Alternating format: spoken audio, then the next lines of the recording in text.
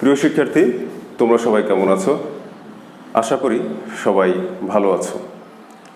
হাসিবস digital school of বিজনেসের পক্ষ থেকে তোমাদের সবাইকে জানাচ্ছি আন্তরিক শুভেচ্ছা এবং অভিনন্দন।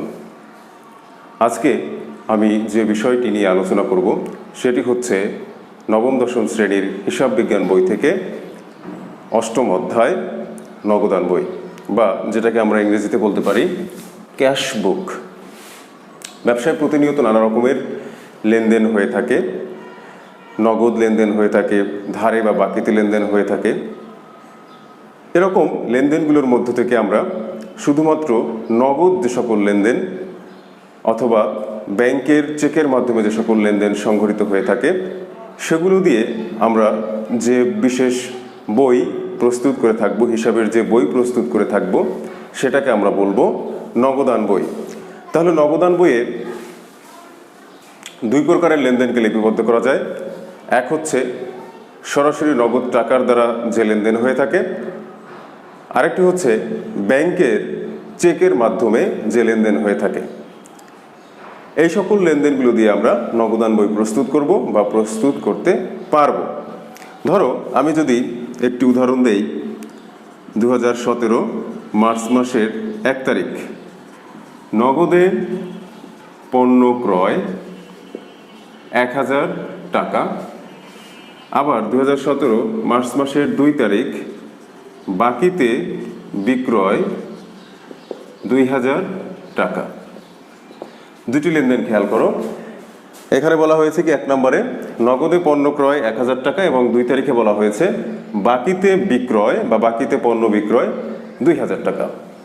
তো আমরা এই লেনদেন দুটো যদি খেয়াল করি, একটি লেনদেন বলা হয়েছে নগদে পণ্য ক্রয়, অর্থাৎ নগদ টাকা দিয়ে পণ্য ক্রয় করে নিয়ে আসা হয়েছে। আরেকটি হচ্ছে বাকিতে পণ্য বিক্রি করেছি, অর্থাৎ যার কাছে বিক্রি করেছি তার কাছ থেকে টাকা নেওয়া হয়নি, বলা হয়েছে যে সে পরে হয়তো সেটা পরিশোধ করবে। দেখো, তাহলে এই লেনদেনটা যেহেতু নগদে হয়েছে এজন্য এটা দিয়ে আমরা নগদান বই প্রস্তুত করতে পারবো বা এই লেনদেনটা নগদান বইয়ে আসবে। আর বাকিতে যেহেতু লেনদেনটি হয়েছে, বাকির লেনদেন বা এ ধরনের নগদ এবং চেক ছাড়া বা ব্যাংকের সম্পৃক্ত লেনদেন ছাড়া অন্য যে সকল লেনদেন আছে সেগুলো আমরা নগদান বইয়ে নিয়ে আসতে পারবো না বা নগদান বইয়ে সে সমস্ত লেনদেন আসবে না। এখানে নগদে পণ্য ক্রয় না থেকে যদি থাকতো চেকে পণ্য ক্রয়, তাহলেও সেটা আমরা নগদান বইয়ে নিয়ে আসতে পারতাম।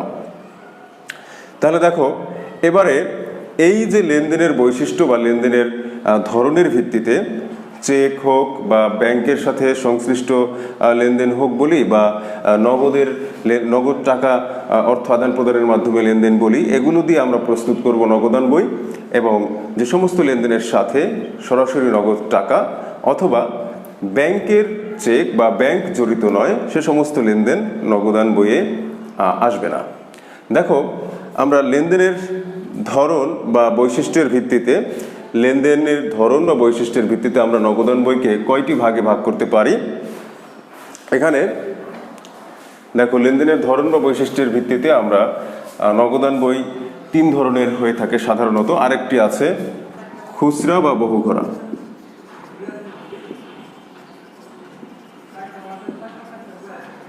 নগদান বই এটি যেহেতু প্রচলিত নয়, এটি আমরা আলোচনা করব না বা এটি প্রচলিত নয় বিধায় এটি নিয়ে কথা বলার দরকার নেই। সাধারণত এই 3টি আমরা দেখি বা এখন প্রচলিত আছে এই 3টি: 1 ঘরা নগদান বই, 2 ঘরা নগদান বই এবং 3 ঘরা নগদান বই। তাহলে আমি শেষেরটি মুছে দিলাম। দেখো, তাহলে 1 ঘরা নগদান বই, 2 ঘরা নগদান বই এবং 3 ঘরা নগদান বই, এগুলোর প্লেন দিয়ে তোমাকে করতে বলা হয়েছে 1 ঘরা নগদান বই। তাহলে আমরা 1 ঘরা নগদান বইয়ের ছক কাটলাম। দেখো, 10টি ঘর এখানে আছে: তারিখ, প্রাপ্তিসমূহ, ভাউচার নাম্বার, খতিয়ান পৃষ্ঠা, টাকা। আবার তারিখ, প্রদানসমূহ, ভাউচার নাম্বার, খতিয়ান পৃষ্ঠা, টাকা। ডেবিট দিকে 5টি, ক্রেডিট দিকে 5টি। টোটাল ঘরের সংখ্যা হচ্ছে 10টি। এখন ডেবিট দিক হচ্ছে যে সমস্ত লেনদেনের দ্বারা আমার প্রতিষ্ঠানের নগদ অর্থের পরিমাণ বৃদ্ধি পাবে বা যে সমস্ত লেনদেন দিয়ে আমার নগদ টাকা বেড়ে যাবে প্রতিষ্ঠানের, সেগুলো আসবে ডেবিট দিকে। যে সমস্ত লেনদেন দিয়ে আমার প্রতিষ্ঠানের নগদ টাকা কমে যাবে বা নগদ অর্থের পরিমাণ হ্রাস পাবে, সে সমস্ত লেনদেন যাবে প্রদানের দিকে। 2017 মার্চ মাসের 1 তারিখ নগদ জমা 1 লক্ষ টাকা। জমা বা উদ্বৃত্ত, জমা বা উদ্বৃত্ত এটাকে বলে ব্যালেন্স। অর্থাৎ এই মার্চ মাসের পূর্বে 2017 সালের মার্চ মাসের পূর্বে কোন মাস ছিল? ফেব্রুয়ারি মাস। ফেব্রুয়ারি মাসের জমা এবং খরচ থেকে, জমা থেকে খরচ বাদ দিলে পরে তার হাতে যে টাকা আছে সেটাকে বলে নগদ উদ্বৃত্ত, নগদ জমা বা নগদ ব্যালেন্স। তাহলে তার কাছে আছে কত? নগদ জমা আছে 1 লক্ষ টাকা। তাহলে আমরা ডেবিট দিকে লিখব, ডেবিট দিকটা হচ্ছে জমা হওয়ার দিক, ক্রেডিট দিকটা হচ্ছে খরচ হওয়ার দিক। 2017 মার্চ মাসের 1 তারিখ, এটা যেহেতু 1 তারিখের ব্যালেন্স বা উদ্বৃত্ত হাতে নগদ, এটাকে আমরা লিখব ব্যালেন্স বিডি।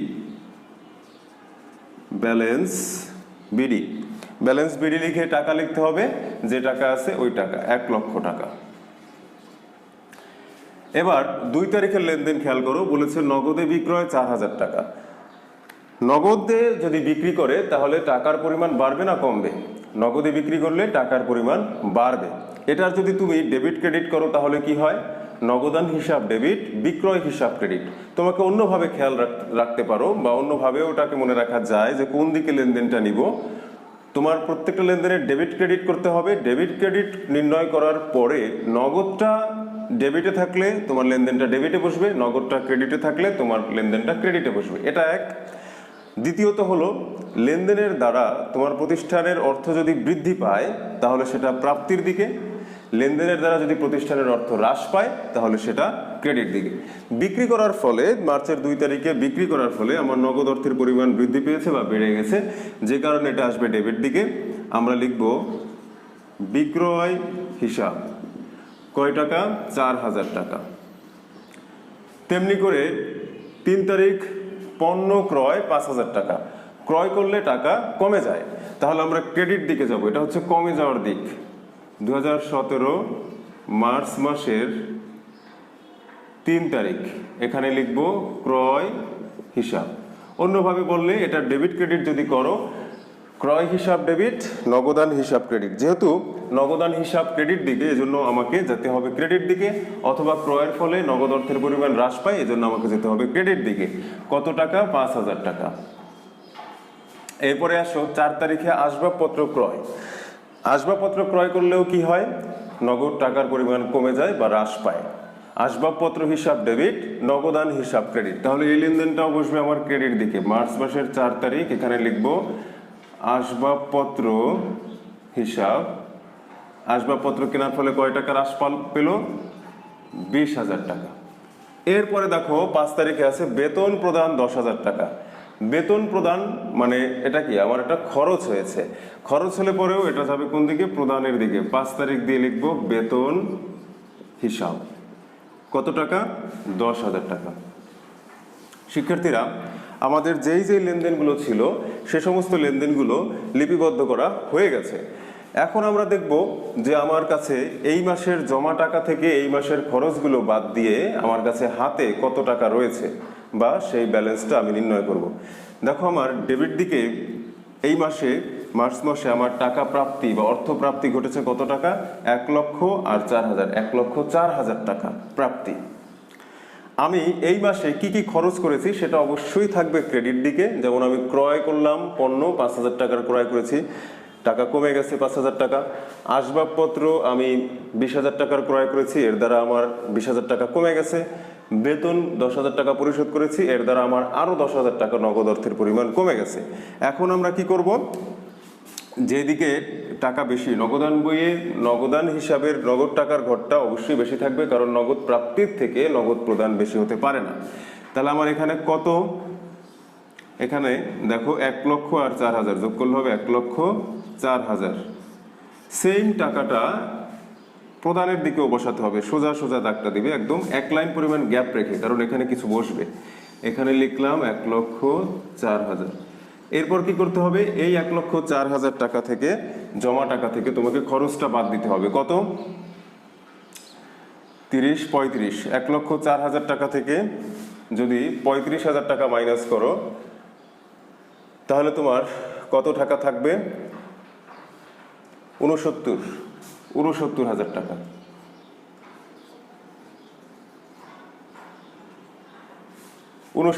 টাকা। এটা হচ্ছে তোমার ব্যালেন্স সিডি। মানে তোমার কাছে জমা যে টাকা ছিল সেই টাকা থেকে তুমি এই খরচগুলো বাদ দিয়েছো, ক্রয়ের টাকা বাদ দিয়েছো, আসবাবপত্রের টাকা বাদ দিয়েছো, বেতন বাবদ যে টাকা প্রদান করেছো সেই টাকা বাদ দিয়েছো। জমা থেকে খরচগুলো বাদ দেওয়ার পরে তোমার কাছে যে টাকা থাকলো ব্যালেন্স সিডি। ব্যালেন্স সিডি বা যেই মাসে থাকবো আমরা ওই মাসের শেষে জমা থেকে খরচ বাদ দেওয়ার পরে কত অর্থ আছে এটা নির্ণীত হয় ওই মাসের শেষ তারিখে। তাহলে ব্যালেন্স সিডি নির্ণীত হবে 31 তারিখে। ব্যালেন্স সিডি এটা নির্ণীত হবে 31 তারিখে। সিডি মানে হচ্ছে ক্যারিড ডাউন।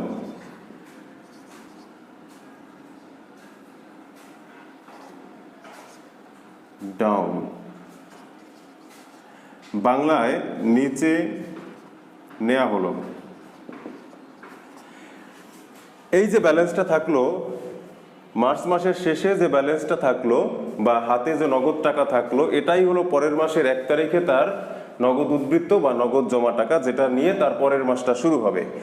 যেদিকে ব্যালেন্স সিডি লিখি আমরা তার বিপরীত দিকে এসে ক্রেডিট দিকে ব্যালেন্স সিডি থাকলে বিডি হবে বিপরীত দিকে। সিডি ক্রেডিট দিকে আছে তাহলে ব্যালেন্স বিডি হবে বিপরীত দিক অর্থাৎ ডেবিট দিকে। এখানে এসে মূল টাকার অঙ্কের নিচে লিখতে হবে ব্যালেন্স বিডি কত টাকা? 69,000 টাকা।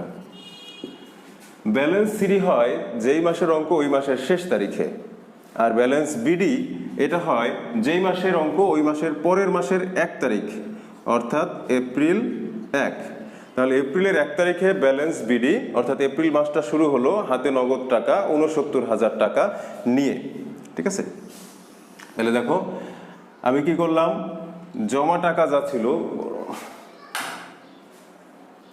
দেখো আমাদের লেনদেন সবকিছু লিপিবদ্ধ করা হয়ে গেছে।